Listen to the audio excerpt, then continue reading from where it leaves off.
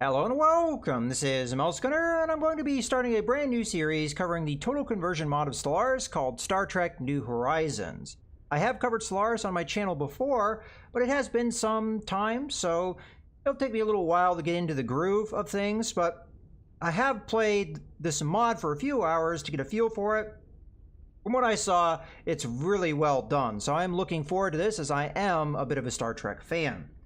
Alright, with that being said, let's jump right in. And I did turn off the music because it is Star Trek music and I don't want to have any issues with copyright on YouTube. So just to play it safe, that will be turned off for this series. But before we get started, there are going to be some key differences between normal Stellaris and this mod. The big one is that your starting locations are set. So each empire will be within a quadrant. So if you are familiar with the Star Trek canon, you should be familiar with these quadrant names: Alpha Quadrant, Beta Quadrant, Gamma Quadrant, and the Delta Quadrant. I'll be playing as United Earth just to keep things familiar, and that's going to find itself in the Alpha Quadrant. There will be events that will follow the timeline of the shows that we can expect to happen that will be specific to our empire. I did play as United Earth before in my test run, although I did have it set so that certain key events would not be triggered. So there are going to be events that I am not really going to know or expect what they're going to be, unless, of course, it's something that happened in the show that I'm more familiar with. All right, so let's go ahead and go over United Earth. So let's start off with the difficulty that it has listed here. Because it's the same set start, each empire is going to have a difficulty, more or less. There are going to be a number of empires in this game, and I may do future series where we play some other empires. There are ones that I'm definitely looking forward to, but I believe there's 70 plus at the moment in this mod, so that's a lot to look at. The ones with stars are your main empires. And then the ones with a little ship have their own unique ship set. So the ones that don't are going to share ship sets. So if we look at these two, they have the same ship set. And, you know, there's a few variety of ships, but the ones with these, even if they're not a main empire, like, for example, the Breen, have their own ship set that is unique to them. And, of course, United Earth is going to have their own as well. Now, it's not the Federation, it's United Earth, because the timeline we're starting with is just before the events of Star Trek Enterprise. Not necessarily my favorite series, but that's going to be our starting point. So things will kind of follow along with that show as we start. And because of that being our starting point, that's where our average difficulty comes in. Like, for example, we go to the Klingons, they're easy. Well, the reason why their average difficulty is because your start is pretty slow with United Earth because you have Warp 2 engines. You don't have really that fast a ship. So we'll see that once we get into the game. But our little attributes here are going to be drive for self-improvement, so plus 10% monthly unity and minus 10% consumer goods cost. Spirit of exploration, so survey speed gets a buff, as well as anomaly discovery chance. We're pacifists, xenophile, and egalitarian. And then we have charismatic, ruler opinion impact plus 25, other species owner happiness plus 5%, and then natural sociologist, Tau society output plus 15%. All right, so that's everything about United Earth. Let's just go ahead and start here. And I'm going to keep everything on the default because I don't want to mess with the mod too much.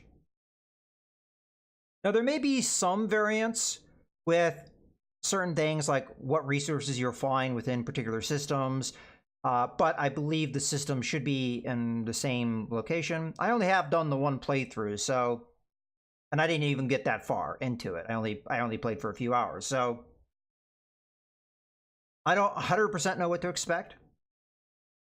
But I expect things to be roughly in the same location as they were before, and possibly soon there. We will start with contact with the Vulcans, which we'll get a little bit of a descriptor here.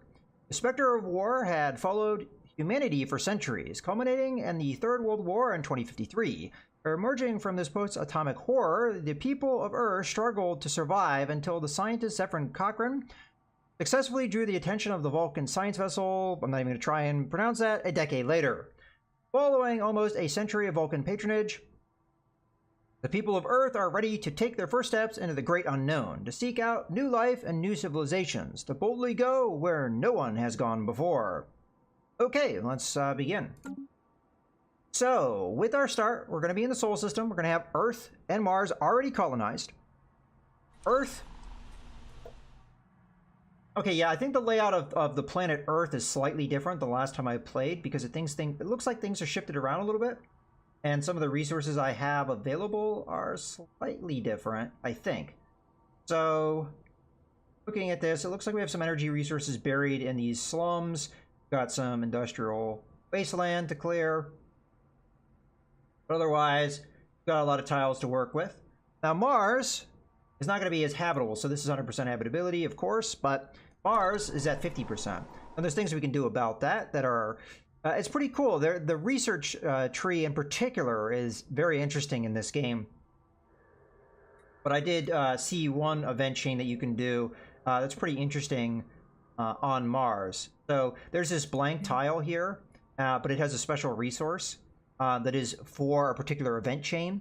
So I probably don't really want to do anything with this particular tile, which will limit me on Mars. So I'll have to think about exactly how I want to do things here in the future. We start with a few ships, and you'll see how slow things are once we start moving. As far as the resources we have within our system, I believe all the things in your system are going to start surveyed. But yet again, it does look like maybe the resources look about the same, I think. There may be slight differences, but I do remember having dilithium, which is what this purple is, and minerals there. I do remember on... maybe it wasn't Saturn last time, maybe it was Jupiter, but maybe it was Saturn. It had the physics research and this other resource here. Okay, well, let's start off. We've got a construction ship and we have a science ship. So let's go ahead and build ourselves a mining station. Looks like the closest resource is going to be on Luna, so we'll go ahead and build there. Okay. And other than that, let's get our science vessel going. So I'm going to go out on the galaxy map here. And we'll start with the nearby systems. So I'll survey over here. Okay. Let's take a look at our research. Alright, so what do we have bonuses-wise? As a matter of fact, I probably want to look at my leaders in general to see if we have... So, okay. You just have a straight buff. That's good. Your experience gain, research speed, particles. Okay, so I may want to look at my leader pool because I may have extra leaders. Let's see. So we start with one governor, which I'm probably going to want to assign because they're not assigned to anything right now. You are already on the Franklin. Okay, so we don't have any extra scientists, and this guy has extra survey speed, so that's a good trait for him to have. But you just have an experience gain, so we may want to recruit another leader and even get another science vessel going so we can survey a little bit faster, because again, our ships are very slow, so it'll take some time to get everything surveyed. But while I'm thinking about it, I'm going to go ahead and assign a governor. And what is your attribute? Okay. Affirmative. So that's going to assign them both to Earth and Mars. Okay. Let's go ahead and... well, I think I'm going to keep things as they are for now. But it's very likely I'll be swapping around some of my scientists in the near future here. Let's start up at physics. So we have gravity manipulators, which is going to do what? We've got a command station, gives us daily hull regen, daily armor regen. These are components. We've got chance to evade, armor hit points, and then we have shield penetration and armor hit points. And this is going to get us down gravity, which is going to allow us to do tractor beams and subspace snares. Okay, then we have escape pods, which is going to get us down lab facilities and sensors. The escape pod does what? Escape pods will offer increased survivability to the crew of this vessel. So, escape pods will offer increased survivability to the crew of the vessel. And then we have electronics lab. Okay, so that sounds like a good thing for science type ships. Alright, that makes sense for what it is. Then we have a computer tech here. Strong information and especially a design, optical matrices. Okay. Artificial computers represented. I'm not really sure if this gives a buff at the moment. It is a component. And that goes down the computer tree. Well, of the bunch, I'd say it's between these two, probably. I mean, all three could be good. I'm not going to have a buff to any of these, so we'll go with the escape pod for now. Okay, let's move on. So, unfortunately, we don't have colonization, so I think I am going to go with the Mars initiative. So this is something I just talked about. This is going to be the use of this resource to terraform Mars. That's what this project is about. So, this is one of those things. It's kind of a cool research tech. That's all it's used for, is to help you terraform Mars. Now, from what I've seen, this is a fairly expensive project to get going, but it does have a lot of cool events that go along with it, and it also takes a lot of time. So if colonization had been here, I would have taken that above the Mars initiative, but we didn't get lucky with that. So some other things that we can do is probably I don't think is high of a priority for me. So I'm going to go ahead and do the Mars initiative. Then finally we have engineering. So polarized hull plating, that's probably going to be the one that I go for. Gives us some defenses on our ships. We also have 2 resources. One's going to give us torpedo warhead damage buff, and the other one's going to give a buff to happiness. Well, again, I think this is going to be the one I go for, and this is going to go down our force field tree. So we're going to go with that. Okay, so should I prioritize any of these particular techs? Honestly, I am tempted to push the Mars one first, because I don't think the other ones are really screaming out to me as being as important. So I think that's what I'm going to do, because she has a buff that will get it a little bit done faster. We're going to move her over. Affirmative. We'll go ahead and get the available one. Put her there. Okay.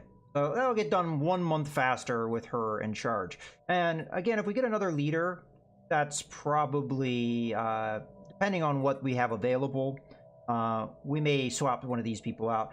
She's the one that's likely going to be put into a survey ship if I have somebody that gives me some kind of buff to research itself, because right now we don't have the greatest. All right, well, that's going to be it for our start. So the next thing I'm going to do, because I think it would be important, is I'm going to build myself another science ship. But I don't have the resources for it just yet, so it's just going to be time to go ahead. And let's speed up a bit, because things move a little bit slower. Allow me to introduce myself. I am Q. Just Q from the Q continuum. Trust me, I'm all that. Omnipotent, omniscient, handsome. Anyhow, I've deigned your pathetic civilization to be at least somewhat worthy of my advice and guidance. The challenges ahead for you here are different enough from what you've encountered before that you'd be a fool to turn down my offer. As a token of my generosity, I'd like to offer you an, have a nice shiny mineral. Okay, so this is where you can turn on different levels of the advisor. Let's go away, Q. I did this one. We need more help, Q. This, you get more resources and it turns off a lot of the bigger events for your empire. So that's the way I played it before, is to not spoil myself on some of the things that are going to happen. So I might just go with this one. We appreciate the offer, Q, which I guess is the middle ground. So I'll get a whole 1 mineral for that choice. If I pick this one, I think he gives you 100 minerals. And then I guess he'll stick around, but it's still going to be the normal, you know, it's not going to be easy mode, it says here. Okay. Let's continue. So let's actually go back to the system view to show you how slow. Oh, what do we got here? Non-aggression pack. Oh yeah, that's right. We start with the Vulcan contact, but this ship, I ordered it to go survey that system, it has to go all the way to the edge of the system to go to the other system, and look how far away it is from that. It's taken it quite a while to get even this far. All right, so we do have a non-aggression pact. Before we do anything with that, let's go ahead and take a look. So Vulcans are the only ones we have contact with at this moment. So if we take a look at them, they like us because we have a lot of things in common. As a matter of fact, we have egalitarian in common. They're militarist as opposed to, oh, you know what? I thought they were xenophile, but I guess they're not. But they still like us well enough, and they're offering us a non-aggression pact, so we will accept that, of course. Okay. The galaxy presents enough threats without having to worry about a war between the United Earth and the Vulcan High Command. We suggest entering into a non-aggression pact to mutually secure peace. Okay, and I will probably want to do more things with them. Let's see if we can get a research agreement with them. As I have a feeling they're probably a little bit ahead of me. So we could also offer them a migration treaty to get that trust up as well. We may need that too because Mars is going to be filling out here in a little while. Although they'll probably just naturally offer me that. Let's see if we can get the research deal. So research agreement. Oh, all right, they don't want to do it. Probably, again, because they have an edge on me. So why don't we just go for the offer migration treaty, which they should accept. And then we will try and use that trust. Okay. So putting migration between us will make for a better future for humans and Vulcans alike.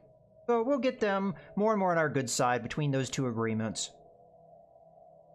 For now, we're just going to have to sit it out. Oh, you know what? I didn't look at Mars too much on whether I wanted to move around. I mean, really, we're filled out, so not much choice on where we're going to go. But what about Earth? I didn't really look at that too much. Alright, so we do have... It's going to take a little while for this person to pop out, though. So I'll try and keep an eye on that, and we will put a energy resource here when that comes around. For now, I need to save up for that other science vessel, because that's what I'd like to get. Because, again, this is glacially slow. Still going. Yeah. Really trying to get out, but... The construction ship is going to have the same issues, so that's why I started close, so I didn't have to go that far.